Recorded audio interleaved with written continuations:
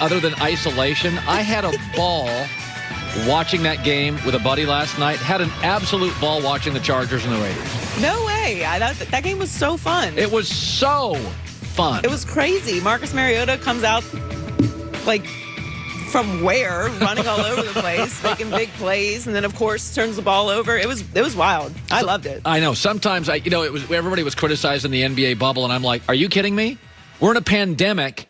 We got virtual fans, and I get to watch this NBA basketball with all this intensity. I'm like, I'm having the time of my life locked into my house. It's wonderful. So I want to start with this. I remember watching Charles Barkley in his first couple years in the NBA. He played in Philadelphia, and he didn't have all the games on all the time. So you'd see highlight. We didn't have YouTube. You didn't have Google. You didn't have all the cable stuff where you'd see every game every night. But I remember getting glimpses of him.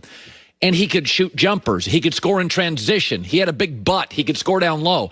And I remember thinking, watching him, I'm like, God, points come so easy to Charles Barkley. He could score out. He could score in. He scores in transition. He could dribble for a big guy. And I'm like, good God, what can't he do? That reminds me of Justin Herbert. He's big. He's strong. He can run. He's 6'6". It shouldn't look this easy for a rookie with no preseason. It should not look this easy. Joe Burrow's good. It doesn't look easy. Baker Mayfield's got talent. Tua's got talent. It doesn't look easy. Josh Allen is exceptional. Do you remember his rookie year? He completed 52% of his throws. He had more picks than touchdowns. It was never easy for Josh Allen. Okay, this just is easy. This is throw and catch. And I want to hear about the Raiders' defense. It shouldn't look like this. This is not the way it's supposed to look. First of all, the great news for when you get a great quarterback, it creates clarity. So the Chargers will know going forward, if you're not scoring enough points, you got to fire the offensive coordinator. And if you're not winning enough games, you got to fire the head coach. If you get a guy like Mitch Trubisky, it's finger pointing. I thought Matt Nagy was a good coach. Maybe he's not. Is it the offensive line? Is our GM clueless? Trubisky wins games, but it's always question marks. You drive to the facility now with the Chargers knowing if we don't win and score, then it's got to be the coordinator or the coach or we have a bad offensive line. It creates complete clarity. When Andrew Luck showed up and he was winning, but you weren't winning enough, it's like, oh, they had to fire the GM. GM's not good enough. We got to get rid of the coach. When you get one of these once-a-decade talents, Trevor Lawrence, if he doesn't win in New York, you're going to be like, okay, we got the wrong coach or the wrong GM or a bad offensive line. And listen, I like Anthony Lynn. I know Anthony Lynn, but they've lost 16 one-possession games in 2 years. Atlanta, Detroit, those are the two other teams that kept losing close games. They fired their coaches. I think Anthony Lynn's in trouble. I thought he took the ball out of Justin Herbert's hands last night. I mean, good God, they couldn't stop him. He stopped using him. Then when they went back to overtime, they're like, all right, kid, crank it up. Boom, they won the game. I didn't love that. I didn't think it was a great night for Anthony Lynn. But here's the good news for the Chargers, is that this kid is so talented. I mean, there's three organizations right now. The Jets are going to get Trevor Lawrence, and they're going to get a coach. The Texans have Deshaun Watson, and they're going to get a coach. And the Chargers have Justin Herbert and may get a coach. Boy, Los Angeles becomes very attractive. If Brian Daboll's out there or an Urban Meyer, you live in L.A., it's a built-to-win roster, you're just losing close games, Herbert's only getting better. Very rarely do you take over a job in the NFL and get this, or Deshaun Watson or Trevor Lawrence. You end up taking over a job and getting a quarterback who's probably a backup that you forced into a starter, and you got to draft one, and you can whiff on the first one. That's a very Cleveland experience. Or, no. The Texans, the Jets, and the Chargers, you got a star ready to win. And this kid, unlike Deshaun Watson's, never had injuries. And this kid, unlike Trevor Lawrence, we've already seen him play in the NFL. Charger ownership is very sensitive. They can't sell tickets. They've gotten a lot of negative press for the move from San Diego, where I do think they fit better. So Charger ownership, prove us wrong. Prove us wrong. Because if you can't win with that kid, then you got the wrong coach. If you can't score a lot of points with that kid, then you've got the wrong offensive coordinator. Because it does not look like that for a rookie. Ever. Elway didn't look like that. Nobody looks like that. Mahomes didn't even play his first year. That's not what it's supposed to look like. I mean, the only time he wasn't flying up and down the field is when the coach took the ball out of his hands. So do what you want with Anthony Lynn. I worry about the one possession losses. That's as games get late, the decisions get harder. I don't know. But I'm just sitting there and I'm like, this has such a Barkley feel to it. The kid's big. Quarterback sneak, he's great.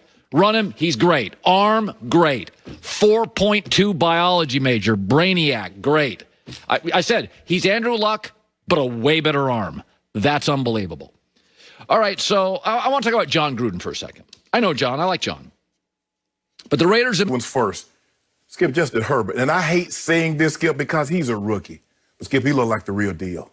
Skip, this dude can flat out throw the football. Now, I knew he had legs because I watched him win the Rose Bowl MVP, and I saw the way he got out of harm's way. And he did that. They won that game more with his legs than with his arm. But I heard people keep saying, but I'm like, well, damn, I don't see it. I mean, I watched him against Auburn, and he looked like the freshman Bo Nix, who's for Auburn. He looked like the upperclassman. Yep. So I'm like, I'm missing something. But everybody that kept evaluating said, man, his arm talent is undeniable. Skip, it's hard to deny it now. And like I said, I hate putting this kind of pressure on a young man so early because he is a rookie. But 7 300-yard games in his rookie year, that's never been done before. He broke Andrew Luck's record. He has more 50-yard completions than any other quarterback in the NFL. More than Russell, more than Mahomes, more than Rodgers, more than Brady. That's saying something. And he just so cool and so calm. And the throws that he's made, if you look at him, Skip, and we watched a lot of their games, they should be better than what they are. They had a 17-point lead against New Orleans. They had a 17-point lead against Tampa Bay. They had Mahomes on the rope. And he made one mistake, and it ended up costing the game. Wait, did Justin Herbert have the ball in those games? Yes, he did. Oh. No, Skip. I'm saying he had a 17-point lead. Yeah. But as a young guy, you find as you go along, you find ways to finish the task. You just don't get the lead and just try to coast. But he made a mistake here, a mistake there, that ended up costing the game. But from what I saw last night, Skip, this dude is going to be to reckon with. And because he can run the football, he's not one of these just statues. He got better legs than people think. His arm talent is undeniable. And my second point is, Skip, when are we going to give John Gruden some of this credit for this record? I mean, making $10 million a year, 4-12, 7-9, not 7-7.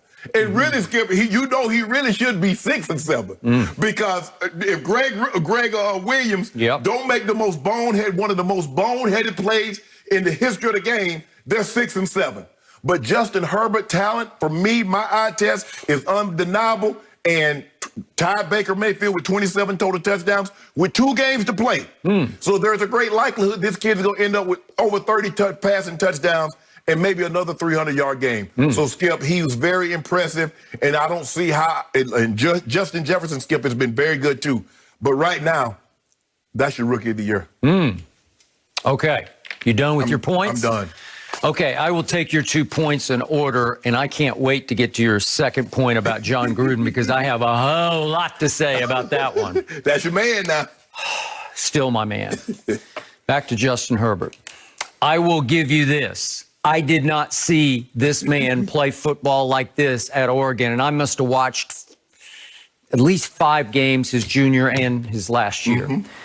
Did he come out early? I can't remember. It was his last 2 years at Oregon. But the point was, I watched a lot of Justin Herbert, and I never loved him because he had that tissue paper poise. It was disposable. It just came and went, and he just looked shaky to me.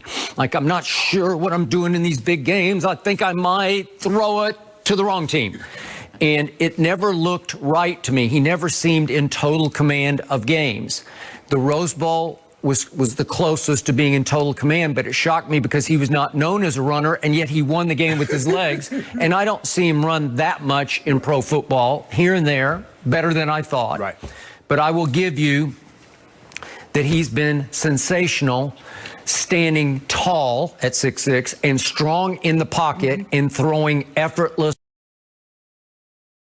rockets effortless rockets all over the field. That Where I'm throwing just, overtime, Skip. Big he time. first caught my eye way back early in the season at Tampa Bay when he was suddenly ahead 24-7 because he was throwing rockets over that defense that I should have seen that coming because that Tampa Bay defense is rocketable deep. You can bombs away on Tampa Bay all day, but he could